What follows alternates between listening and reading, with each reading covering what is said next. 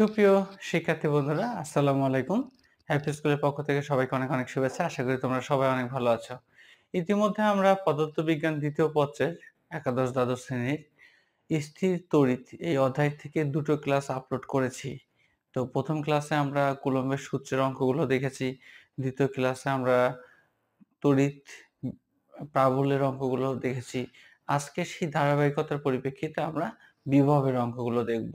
তো বিভবের মোটামুটি আমি বলব ২ থেকে ৩ টা ক্যাটেগরির অঙ্ক আছে। এই ২ টা বা ৩ টা ক্যাটেগরির অঙ্ক তুমি যদি খুব ভালোভাবে বুঝতে পারো, তাহলে পরে কিন্তু আ বিভবের অঙ্কগুলো করাটা অনেক সহজ হয়ে যাবে।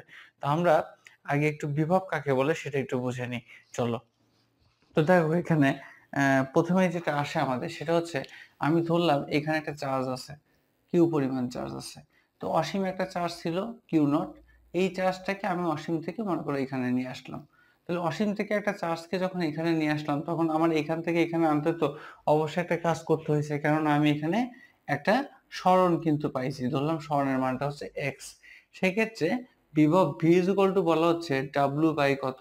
অর্থাৎ একক ধনাত্মক আধানকে অসীম থেকে তড়িৎ ক্ষেত্রের ভিতরে আনতে যে পরিমাণ কাজ করতে হয় সেটাকেই বলা হয় হচ্ছে বিভব। এখন প্রশ্ন হচ্ছে আমরা সবাই জানি W কত? Fx বাই কত? Q not. এখন F এর মানটা যদি আমি এই দুইটা চার্জের মধ্যবর্তী দূরত্বের উপর বেসিস করে চিন্তা করি, তাহলে এটাও x আমি ধরে নিলাম আপাতত। তাহলে পরে আমি লিখতে পারি 1/4 pi epsilon naught Q1 Q2 by x square into x by Q naught. তাহলে এখান থেকে কিউ নট কেটে গেল, এক্স স্কোয়ার একটা এক্স কেটে দিল, তাহলে থাকতেছে হচ্ছে 1/4 pi epsilon naught Q by X. অথবা তুমি চাইলে পরে এটাকে normally 1/4 pi epsilon naught Q by আরও বলতে পারো। তো তাহলে বিষয়টা যেটা দাঁড়াচ্ছে যে দেখো তড়িৎ প্রাবল্যের ইকুয়েশনে কি ছিল, মানে তিনটা সূত্র নিয়ে আমাদের মধ্যে কিন্তু একটা কনফিউশন ক্রিয়েট হয়। কুলম্বের সূত্র, প্রাবল্যের সূত্র, বিভবের সূত্র। তো প্রথমে কুলম্বের সূত্রতে 1/4 পাই এপসাইলন নট দুইটা চার্জ এবং দূরত্বের বর্গ ছিল। প্রাবল্যের মধ্যে একটা চার্জ এবং দূরত্বের বর্গ ছিল। আর যখন বিভবের কথা আসবে তখন হবে কি একটা চার্জ এবং দূরত্ব থাকবে শুধু, এখানে কিন্তু দূরত্বের বর্গটা আসবে না। ওকে, এখন এখানে যদি বলা হয় বিভবের একক, দেখো বিভবের একক আমরা সবাই জানি ভোল্ট। বিভবের একক কিন্তু আমরা সবাই জানি ভোল্ট, কিন্তু বিভবের একক কিন্তু আর একটা একক হয়, যেমন ধরো কাজের একক কি জুল, আর চার্জের একক কুলম্ব, তাহলে এটাকে কিন্তু জুল পার কুলম্বও বলা যেতে পারে। অ্যাডমিশন টেস্টে বা বিভিন্ন এমসিকিউ পরীক্ষাতে কিন্তু এই ধরনের প্রশ্ন আসে, বিভবের একক কোনটি, দেখবা সেখানে ভোল্ট নাই, আছে জুল পার কুলম্ব। তাহলে উত্তর কিন্তু হবে তখন কি জুল পার কুলম্ব। তাহলে আমি আশা করছি বিভব জিনিসটা কি বা বিভবের ইকুয়েশনটা যে 1/4 pi epsilon naught Q by R, এটা কিভাবে আসলো, যদি এটা অনেক বড় করে প্রমাণ করা যেতে পারতো আমরা ক্যালকুলাসের মাধ্যমে করতে পারতাম, কিন্তু আমি একটু শর্টকাটে প্রমাণটা করে দেখালাম। এখন আমরা দেখব এখান থেকে কোন কোন ধরনের অঙ্ক আসে। চলো একটু দেখে আসা যাক। সুপ্রিয় শিক্ষার্থী, আমরা প্রথমে যে অঙ্কটি তোমাদের সামনে রেখেছি তোমরা ছবি দেখতে পাচ্ছ, এটি হচ্ছে যশোর বোর্ড 2022 সালের প্রশ্ন। তো এখানে আমাদেরকে বলা হচ্ছে যে বি ও ডি বিন্দুর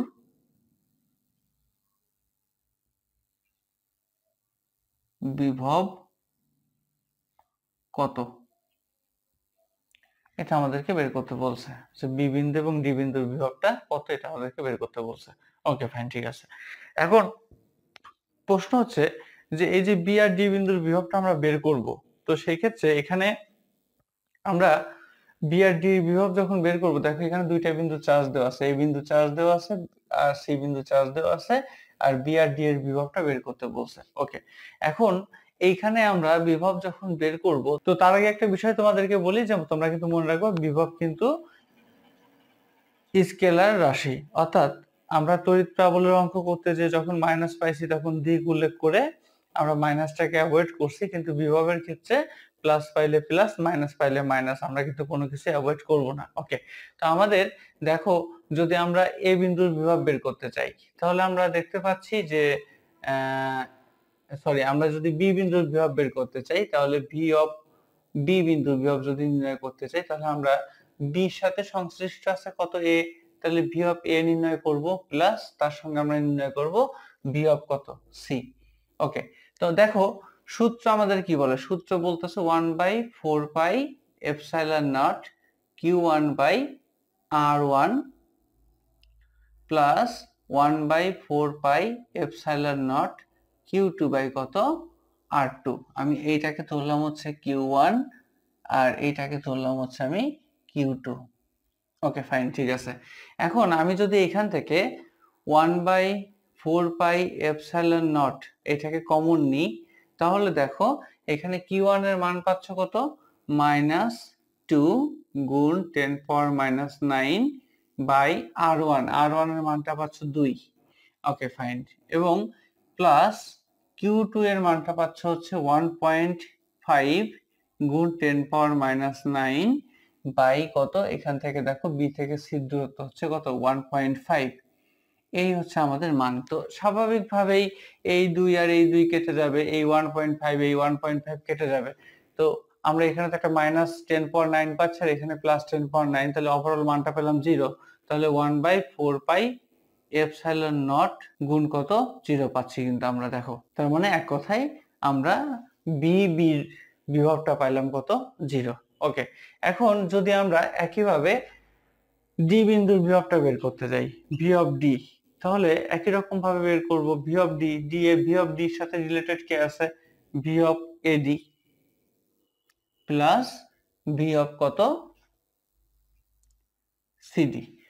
তাহলে দেখো আমরা এখানে পাচ্ছি 1/4 pi epsilon naught Q1 by R1 plus 1/4 pi epsilon naught Q2 by কত R2।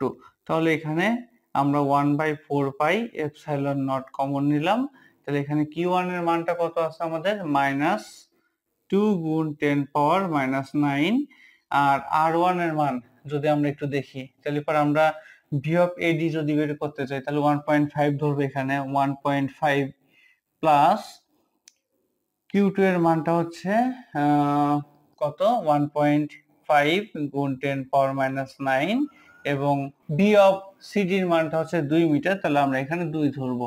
এবং যদি আমরা এটাকে ক্যালকুলেশন করি সেই ক্ষেত্রে আমি 1/4 পাই এপসাইলন নট এর মানটা আমি এখানে 9 গুণ 10 পাওয়ার 9 বসিয়ে দিলাম, তাহলে পরে কিন্তু আমরা এর মানটা পাচ্ছি হচ্ছে -5.25 ভোল্টেজ বা বি।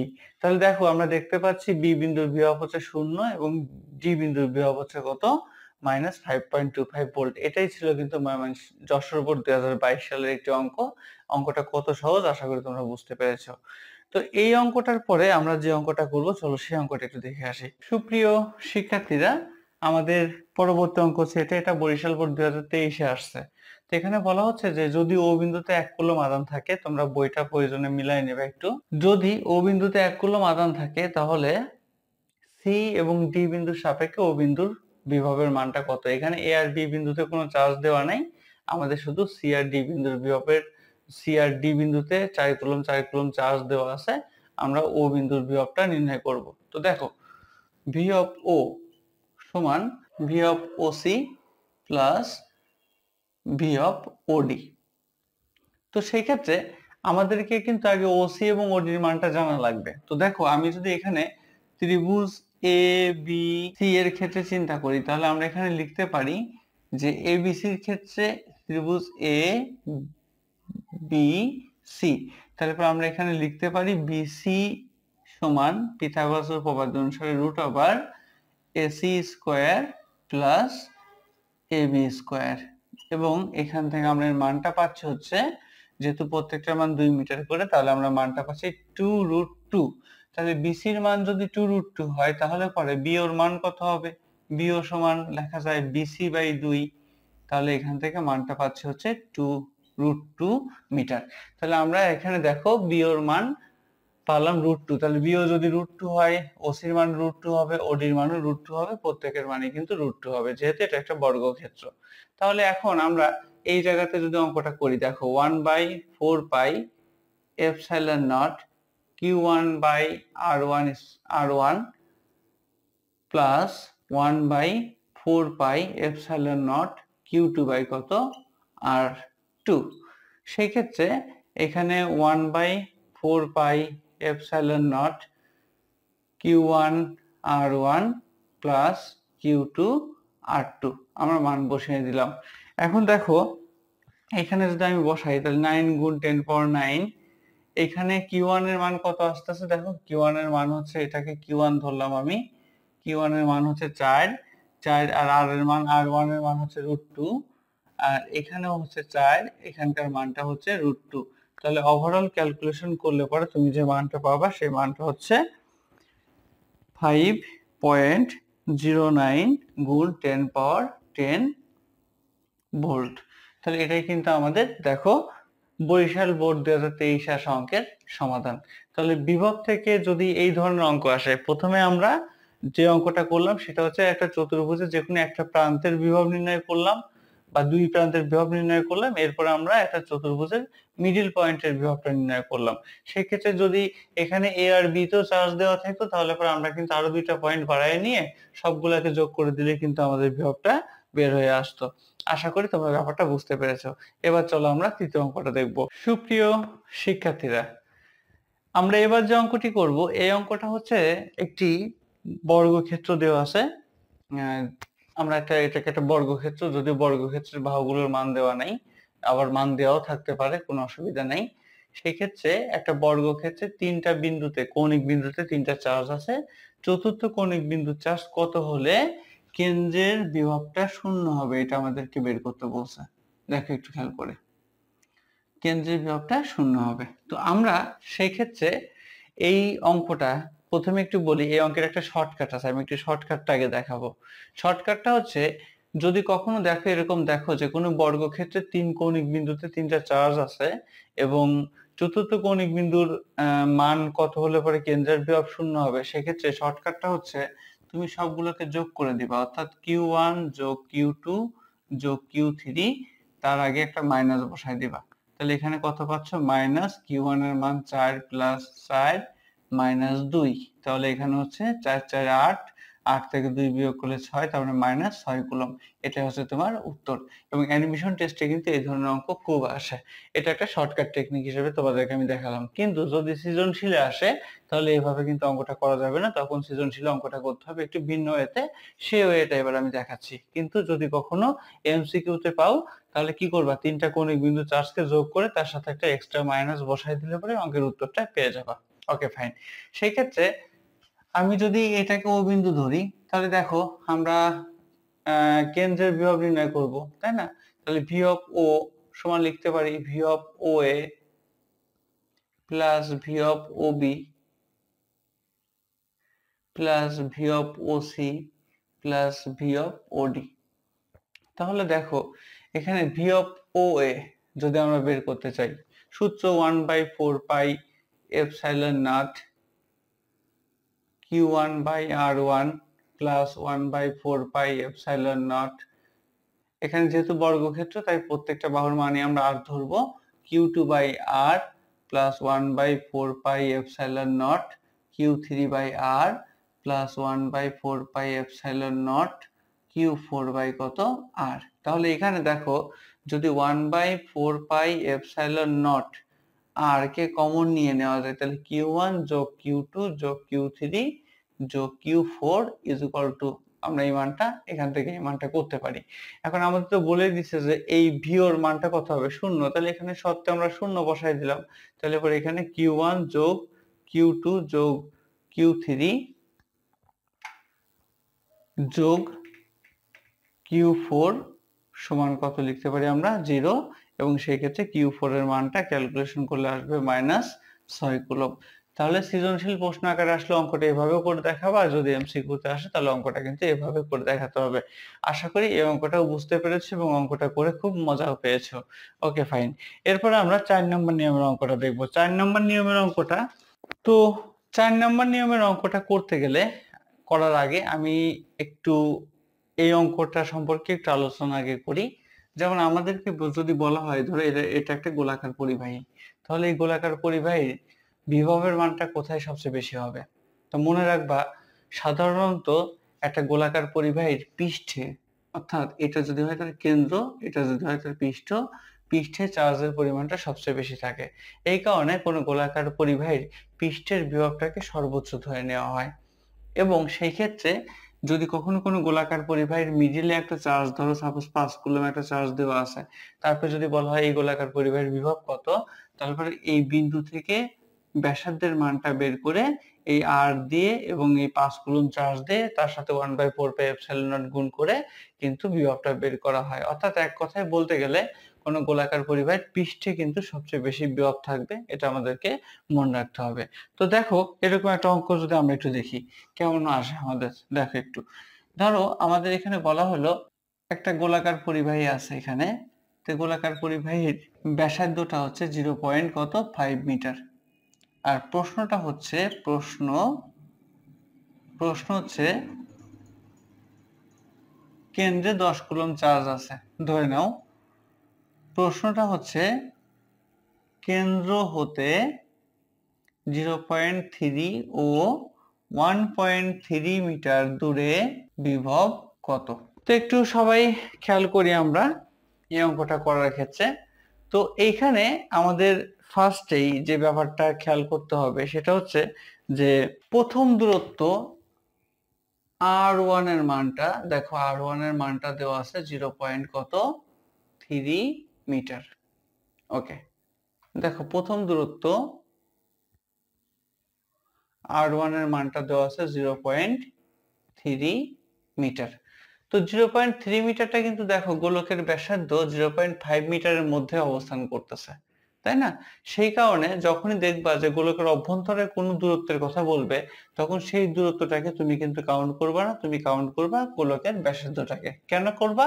কারণ আমরা সবাই জানি যে গোলকের পৃষ্ঠে সর্বোচ্চ বিভবটা পাওয়া যাবে। তাহলে আমরা এখান থেকে লিখতে পারি যে বিভব v is equal to 1/4πε0 q by কত r, সেই ক্ষেত্রে 9 গুণ 10⁻9 10 বাই r এর মান হচ্ছে 0.5, এবং এখান থেকে আমরা মানটা পাচ্ছি হচ্ছে তাহলে কত 1.8 গুণ 10⁻10 ভোল্ট। এটা হচ্ছে আমাদের প্রথম অঙ্কের উত্তর। তার মানে আমি মেইনলি যে কথাটা আমি বোঝাতে চাচ্ছি বা যেটা বলতে চাচ্ছি সেটা হচ্ছে যে যদি কখনো দেখো যে দূরত্বটা দেওয়া আছে সেই দূরত্বটা গোলকের ব্যাসার্ধের মধ্যে অবস্থান করতেছে, যেমন 0.3 কিন্তু 0.5 এর মধ্যে এক্সিস্ট করে, তাহলে 0.3 কে কিন্তু এখানে নেওয়া যাবে না, গোলকের ব্যাসার্ধটাকে আমাদেরকে নিতে হবে। এই ধরনের অঙ্ক কিন্তু আমাদের পরীক্ষায় খুব আসে। আচ্ছা, আর দ্বিতীয় ক্ষেত্রে দেখো, দ্বিতীয় ক্ষেত্রে বলতেছে যে r এর মানটা বলতেছে, r এর মান এটা হচ্ছে 1.3 মিটার। তো দেখো 1.3 মিটার কিন্তু গোলকের ব্যাসার্ধ 0.5 এর চেয়ে অনেক বেশি, সেই ক্ষেত্রে আর আমাদের কোনো টেনশন করার কারণ নাই। বিভব v এর মানটা হবে 1/4πε0 q বাই r, এটাকে r1 ধরলাম, এটাকে r2 ধরলাম, এটাকে r1, এটা r2 ধরলাম, তাহলে 10/1.3, কেননা এটা 1.3 টা গোলকের ব্যাসার্ধের অনেক বাইরে, তাহলে উত্তরটা হচ্ছে 7.69 গুণ 10⁻9 ভোল্ট। এটা তাহলে আশা করতেছি যে এই ধরনের অঙ্ক আসলে আমরা করতে পারবো। এর বাইরে আরেকটু সাজেশন জাস্ট আরেকটু বলি, সেটা হচ্ছে অনেক সময় বলে যে কারেন্ট কোন দিক থেকে কোন দিকে যাবে, অনেক সময় বলে। তো সেই ক্ষেত্রে যেমন প্রথম অঙ্কটা আমরা যখন আজকে করছিলাম, প্রথম অঙ্কটা একদম ফার্স্ট যে অঙ্কটা, একটু সবাই খাতায় যেটা তুলে নিয়েছো, প্রথম অঙ্কটাতে যদি বলা হয় যে কারেন্ট কোন দিকে যাবে, সবসময় মনে রাখবা কারেন্ট উচ্চ বিভব থেকে নিম্ন বিভবের দিকে ধাবিত হবে। এটা অলওয়েজ টাইম কিন্তু সেটা হবে। কারেন্টের কাজই হচ্ছে কারেন্ট উচ্চ বিভব থেকে নিম্ন বিভবের দিকে ধাবিত হয়, এবং আমরা সবাই জানি কারেন্টের দিক বিদ্যুতের দিক, কারেন্টের দিক বা বিদ্যুতের দিক ইলেকট্রনের উল্টো, সেই কারণে বলা যায় ইলেকট্রন কোন দিকে ধাবিত হবে যদি বলে, তাহলে ইলেকট্রন নিম্ন বিভব থেকে উচ্চ বিভবের দিকে ধাবিত হবে। যদিও চলতরিত অধ্যায়ে আমরা এই টপিক নিয়ে আলোচনা করব। তো আগামী ক্লাসে আমরা স্থির তড়িতের অন্যান্য যে টপিকগুলো আছে সেই টপিকগুলো নিয়ে আলোচনা করব। সে পর্যন্ত ধন্যবাদ সবাইকে।